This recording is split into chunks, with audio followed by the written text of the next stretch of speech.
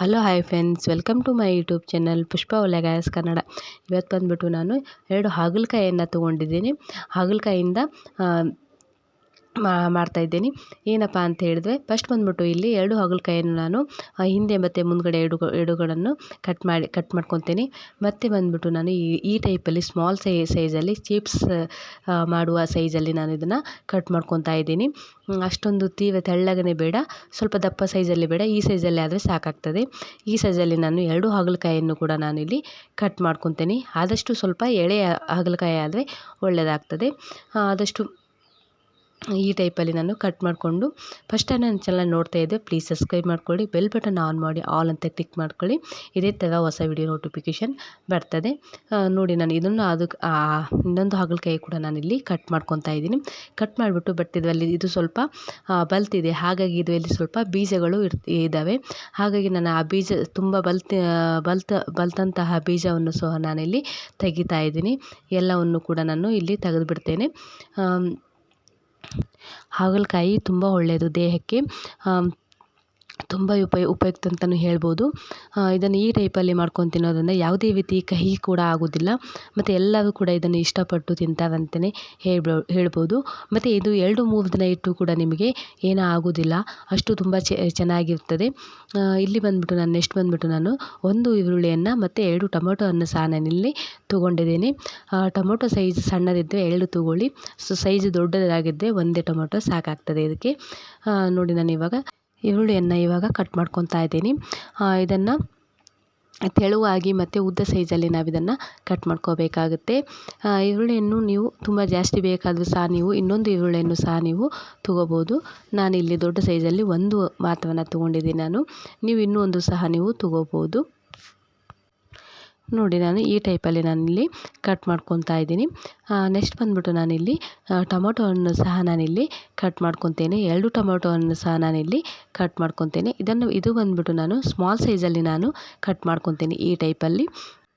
ಯಾರಿಗೆಲ್ಲ ಹಾಗಲಕಾಯಿ ಇಷ್ಟ ಆಗೋದಿಲ್ಲ ಅಂಥವ್ರಿಗೆ ಈ ವಿಡಿಯೋನ ಸೇವ್ ಮಾಡಿ, ಒಮ್ಮೆ ಟ್ರೈ ಮಾಡಿ ಇದನ್ನು ಈ ಟೈಪಲ್ಲಿ ಮಾಡ್ಕೊಂಡು ತಿನ್ನಿರಿ. ನೀವೇ ಪದೇ ಆಗಿ ಹಾಗಲಕಾಯಿಯನ್ನು ಈ ಟೈಪಲ್ಲಿ ಮಾಡ್ಕೊಂಡು ತಿಂತೀವಿ. ವಾರದಲ್ಲಿ ಒಮ್ಮೆ ಆದರೂ ಸಹ ನೀವು ತಿಂತೀರ.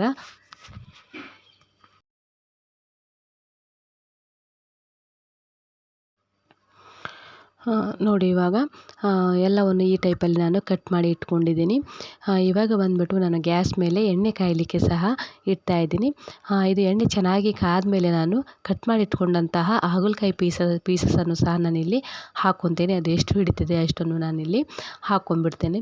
ಹಾಕ್ಕೊಂಡು ಇದನ್ನು ಚೆನ್ನಾಗಿ ನಾವು ಫ್ರೈ ಮಾಡಬೇಕಾಗುತ್ತೆ. ಇದು ಕಲರ್ ಕೂಡ ಫುಲ್ ಚೇಂಜ್ ಆಗುವಷ್ಟು ನಾವು ಇದನ್ನ ಫ್ರೈ ಮಾಡಬೇಕಾಗುತ್ತೆ. ದಪ್ಪ ಸೈಜಲ್ಲಿ ನಾವು ಕಟ್ ಮಾಡಿದರೆ ತುಂಬ ಜಾಸ್ತಿ ಟೈಮ್ ಹಿಡಿತಿದೆ. ಸ್ವಲ್ಪ ಸ್ಮಾಲ್ ಸೈಜಲ್ಲಿ ನಾವು ಇದನ್ನ ಕಟ್ ಮಾಡಿಕೊಂಡ್ರೆ, ತೆಳುವಾಗಿ ಕಟ್ ಮಾಡಿಕೊಂಡ್ರೆ ತುಂಬ ಟೈಮ್ ಕೂಡ ಹಿಡಿಯೋದಿಲ್ಲ ಇದು ಎಣ್ಣೆಯಲ್ಲಿ ಫ್ರೈ ಮಾಡುವಾಗ. ಈ ಟೈಪಲ್ಲಿ ನೋಡಿ, ನಾನೀಗ ಇಷ್ಟು ಇಡ್ತಿದೆ ಅಷ್ಟನ್ನು ಹಾಕಿ ನಾನು ಇವಾಗ ಫ್ರೈ ಮಾಡ್ಕೊತಾ ಇದ್ದೀನಿ. ಈ ಟೈಪಲ್ಲಿ ಮಾಡ್ಕೊಳ್ಳೋದ್ರಿಂದ, ಇದು ಫ್ರೈ ಮಾಡೋದ್ರಿಂದ ಏನಾಗುತ್ತೆ, ಕಹಿ ಅಂಶ ಏನಿರ್ತದೆ ಯಾವುದು ಕೂಡ ಇದರಲ್ಲಿ ಇರುವುದಿಲ್ಲ. ಯಾಕಂದರೆ ಹಾಗಲಕಾಯಿ ಬಂದುಬಿಟ್ಟು ತುಂಬ ಕಹಿ ಇರ್ತದಲ್ಲ, ಹಾಗಾಗಿ ನಾನು ಇದನ್ನ ಎಣ್ಣೆಯಲ್ಲಿ ಈ ಟೈಪಲ್ಲಿ ನಾನು ಇವಾಗ ಫ್ರೈ ಮಾಡ್ಕೊತಾ ಇದ್ದೀನಿ. ಕಹಿ ಅಂಶ ತುಂಬ ಉಷ್ಟುಗಳು ಎಲ್ಲವೂ ಕೂಡ ಇದರಲ್ಲಿ ಬಿಟ್ಟು ಹೋಗ್ತದೆ. ಹಾಗಾಗಿ ಇದನ್ನು ಚೆನ್ನಾಗಿ ನಾವು ಫ್ರೈ ಮಾಡ್ಕೋಬೇಕು, ಸ್ವಲ್ಪ ಚೇಂಜಸ್ ಕಲರ್ ಆಗುವಷ್ಟು. ನೋಡಿ, ನಾನು ಇವಾಗ ಆವಾಗವಾಗ ಇದು ಮಾಡಿಕೊಂಡು ಫ್ರೈ ಮಾಡ್ಕೊಂಡಿದ್ದೀನಿ. ಇಷ್ಟು ಫ್ರೈ ಆದರೆ ಸಾಕಾಗ್ತದೆ, ಕಲರೆಲ್ಲ ಚೇಂಜಸ್ ಆದರೆ ಸಾಕಾಗ್ತದೆ. ಈ ಟೈಪಲ್ಲಿ ನಾನು ಎಲ್ಲವನ್ನು ಉಳಿದಂತಹ ಪೀಸಸನ್ನು ಕೂಡ ನಾನಿಲ್ಲಿ ಚೆನ್ನಾಗಿ ಫ್ರೈ ಮಾಡ್ಕೊತೇನೆ. ಎಲ್ಲವನ್ನು ಫ್ರೈ ಮಾಡಿ ಪ್ಲೇಟಲ್ಲಿ ಸೈಡಲ್ಲಿ ಇಟ್ಕೊತೇನೆ ನಾನು ಇವಾಗ. ನೋಡಿ, ಅವನು ಕೂಡ ನೋಡಿ ಅದೇ ಸೇಮ್ ಕಲರ್ ಆಗಿ ನಾನು ಇಟ್ಕೊಂಡಿದ್ದೀನಿ. ನೋಡಿ, ಈ ಟೈಪಲ್ಲಿ ಫ್ರೈ ಮಾಡಿ ಇಟ್ಕೊತೇನೆ. ನೆಕ್ಸ್ಟ್ ಬಂದುಬಿಟ್ಟು ನಾನಿಲ್ಲಿ ಇನ್ನೊಂದು ಬಾಳಿಗೆಯನ್ನು ತೊಗೊಂಡಿದ್ದೀನಿ. ಅದರಲ್ಲಿ ಬಂದುಬಿಟ್ಟು ಅದೇ ಎಣ್ಣೆಯನ್ನು ನಾನಿಲ್ಲಿ ಸ್ವಲ್ಪ 2 ಸ್ಪೂನ್ ಆಗುವಷ್ಟು ಎಣ್ಣೆಯನ್ನು ತೊಗೊಂಡಿದ್ದೀನಿ. ಅದೇ ಎಣ್ಣೆಯನ್ನು ತೊಗೋಬೋದು. ಮತ್ತು ಅದಕ್ಕೆ ಸ್ವಲ್ಪ ಸಾಸಿವೆಯನ್ನು ಸಹ ನಾನು ಹಾಕಿದ್ದೇನೆ ಒಗ್ಗರಣೆಗೆ. ಮತ್ತು ಕಟ್ ಮಾಡಿ ಇಟ್ಕೊಂಡಂತಹ ಈರುಳ್ಳಿಯನ್ನು ಸಹ ನಾನಿಲ್ಲಿ ಹಾಕ್ಕೊಂಡು ಫ್ರೈ ಮಾಡ್ಕೊತಾ ಇದ್ದೀನಿ. ಈರುಳ್ಳಿಯನ್ನು ಸಹ ನಾನು ಸ್ವಲ್ಪ ಕಲರ್ ಚೇಂಜ್ ಆಗುವಷ್ಟು ಇದನ್ನು ಫ್ರೈ ಮಾಡ್ಕೋಬೇಕು. ಮತ್ತು ಕರಿಬೇವನ್ನು ಕೂಡ ನಾನಿಲ್ಲಿ ಹಾಕ್ಕೊಂಡಿದ್ದೀನಿ. ಹಾಕ್ಕೊಂಡು ಇಲ್ಲಿ ಸಣ್ಣದಾಗಿ ಕಟ್ ಮಾಡಿರುವಂತಹ ಬೆಳ್ಳುಳ್ಳಿಯನ್ನು ಸಹ ನಾನಿಲ್ಲಿ ಹಾಕ್ಕೊಂಡಿದ್ದೀನಿ. ಈರುಳ್ಳಿ ಹಾಕೋ ಟೈಮಲ್ಲಿ ಕೂಡ ನಾನು ಅದನ್ನು ಕೂಡ ಹಾಕ್ಕೊತೀನಿ. ಹಾಕ್ಕೊಂಡು ಮತ್ತು ನೆಕ್ಸ್ಟ್ ಬಂದುಬಿಟ್ಟು ನಾನು ಅರಿಶಿನ ಪುಡಿಯನ್ನು ಹಾಕ್ಕೊಂಡು ಕೂಡ ಸ್ವಲ್ಪ ಕ್ಲೀನಾಗಿ ಮಿಕ್ಸ್ ಮಾಡಿ ನೆಕ್ಸ್ಟ್ ಬಂದುಬಿಟ್ಟು ನಾನು ಟೊಮೊಟೊ ಹಣ್ಣನ್ನು ಸಹ ನಾನಿಲ್ಲಿ ಹಾಕ್ಕೊತೇನೆ. ಟೊಮೊಟೊ ಹಣ್ಣನ್ನು ಹಾಕಿ ನೆಕ್ಸ್ಟ್ ಬಂದುಬಿಟ್ಟು ರುಚಿಗೆ ತಕ್ಕಷ್ಟು ಉಪ್ಪು ಮತ್ತು ರುಚಿಗೆ ತಕ್ಕಷ್ಟು ಕೆಂಪು ಮೆಣಸಿನ ಪೌಡರನ್ನು ಸಹ ನಾನಿಲ್ಲಿ ಹಾಕ್ಕೊಂಡಿದ್ದೀನಿ. ಆದಷ್ಟು ಹಸಿಮೆಣಸಿನಕ್ಕಿಂತ ಕೆಂಪು ಮೆಣಸಿನ ಪೌಡರ್ ಚೆನ್ನಾಗಿ ಇದಕ್ಕೆ ಆಗುವಂಥದ್ದು. ನೋಡಲಿಕ್ಕೂ ಕೂಡ ಕಲರ್ಫುಲ್ಲಾಗಿ ಕಾಣ್ತದೆ ಮತ್ತು ಟೇಸ್ಟು ಕೂಡ ಒಳ್ಳೆಯದು ಚೆನ್ನಾಗಾಗ್ತದೆ ಅಂತೇಳಿ ಹೇಳ್ಬೋದು.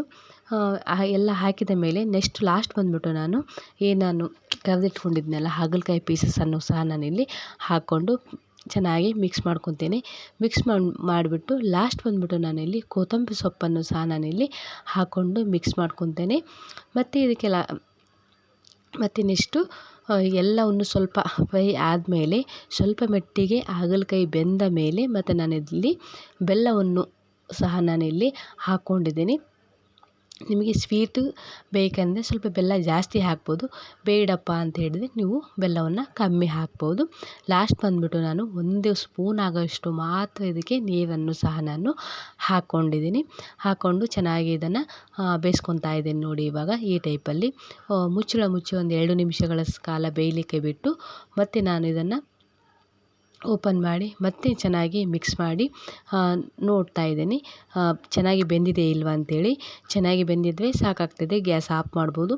ಇಲ್ಲ ಅಂದರೆ ಇನ್ನೊಂದು 2 ನಿಮಿಷಗಳ ಕಾಲ ಇದನ್ನು ಚೆನ್ನಾಗಿ ಬೇಯಲಿಕ್ಕೆ ಬಿಡ್ತಾ ಇದ್ದೇನೆ ನೋಡಿ. ಇದನ್ನು ಆದಷ್ಟು ಮುಚ್ಚಳ ಮುಚ್ಚಿ ಬೇಯಲಿಕ್ಕೆ ಬಿಡಿ. ಯಾವುದೇ ರೀತಿ ನೀರು ಹಾಕುವ ಅವಶ್ಯಕತೆ ಇಲ್ಲ. ಇದನ್ನು 2 ಅಥವಾ 3 ದಿನಗಳ ಕಾಲ ಸಹ ನಾವು ಇದನ್ನು ಇಟ್ಟುಕೊಂಡು ತಿನ್ಬೋದು. ಯಾವುದೇ ರೀತಿ ಹಾಳಾಗೋದಿಲ್ಲ ಇದು ಪಲ್ಯ. ನೆಕ್ಸ್ಟ್ ಬಂದುಬಿಟ್ಟು ನಾನಿಲ್ಲಿ ಚಪಾತಿಯನ್ನು ಕೂಡ ನಾನಿಲ್ಲಿ ಬೇಯಿಸ್ಕೊಂಬಿಡೋಣ. ಇದು ಚಪಾತಿ ಬಂದುಬಿಟ್ಟು ನಾನು ಡಬಲ್ ಚಪಾತಿಯನ್ನು ನಾನು ಇಲ್ಲಿ ಮಾಡಿದ್ದೇನೆ. ಇದು ಡಬಲ್ ಚಪಾತಿ ಅಂದರೆ ತುಂಬ ಸಾಫ್ಟಾಗಿ ಬರುವಂಥದ್ದು, ತುಂಬ ಟೇಸ್ಟಾಗಿ ಕೂಡ ಇರ್ತದೆ. ಎಷ್ಟು ಗಂಟೆಗಳಿಟ್ಟು ಕೂಡ ಇದು ಸಾಫ್ಟಾಗಿ ಇರುವಂಥ ಚಪಾತಿ ಅಂತ ಹೇಳ್ಬೋದು. ಇದಕ್ಕೆ ಬಂದುಬಿಟ್ಟು ಇದು ಬೆಸ್ಟ್ ಕಾಂಬಿನೇಷನ್ ಆಗಿದ್ದರಿಂದ ನಾನು ಚಪಾತಿಯನ್ನು ಕೂಡ ನಾನಿಲ್ಲಿ ಮಾಡ್ಕೊತಾ ಇದ್ದೀನಿ. ಬಟ್ ರೊಟ್ಟಿಗೂ ಸಹ ನೀವು ಮಾಡ್ಕೋಬೋದು ಅಥವಾ ಚಪಾತಿಗೆ ಸಹ ನೀವು ಮಾಡ್ಕೋಬೋದು. ಬಟ್ ರೊಟ್ಟಿಗಿನ ಇದು ಚಪಾತಿಗೆ ಬೆಸ್ಟ್ ಕಾಂಬಿನೇಷನ್ ಅಂತಲೇ. ವಿಡಿಯೋ ಇಷ್ಟ ಆಗಿದೆ ಅಂತ ಅಂದ್ಕೊಂಡಿದ್ದೀನಿ. ವಿಡಿಯೋ ಇಷ್ಟ ಆಗಿದೆ ಪ್ಲೀಸ್ ಲೈಕ್ ಮಾಡಿ, ಶೇರ್ ಮಾಡಿ, ಸಬ್ಸ್ಕ್ರೈಬ್ ಮಾಡ್ಕೊಳ್ಳಿ. ಪ್ಲೀಸ್ ಸಪೋರ್ಟ್ ಮಾಡಿ. ಬನ್ನಿ ಇವಾಗ ಸೈಡ್ ಕುದಿಯಲು ಬಿಟ್ಟಿದ್ನಲ್ಲ, ಇವಾಗ ಕುದ್ದಿದೆ ಇಲ್ವ ಅಂತ ನೋಡೋಣ. ಇವಾಗ ಬಂದುಬಿಟ್ಟು ನಾನು ಚೆನ್ನಾಗಿ ಮತ್ತೆ ಮಿಕ್ಸ್ ಮಾಡಿ ಕುದ್ದಿದೆ ಇಲ್ಲ ಅಂತ ಚೆನ್ನಾಗಿ ನೋಡ್ತಾ ಇದ್ದೀನಿ. ಇದು ಚೆನ್ನಾಗಿ ಕುದ್ದಿದೆ, ಹಾಗಾಗಿ ಇದನ್ನು ಇವಾಗ ನಾನು ಗ್ಯಾಸ್ ಆಫ್ ಮಾಡ್ತಾ ಇದ್ದೀನಿ. Thank you. ಮತ್ತೊಂದು ವಿಡಿಯೋದಲ್ಲಿ ಸಿಗೋಣ.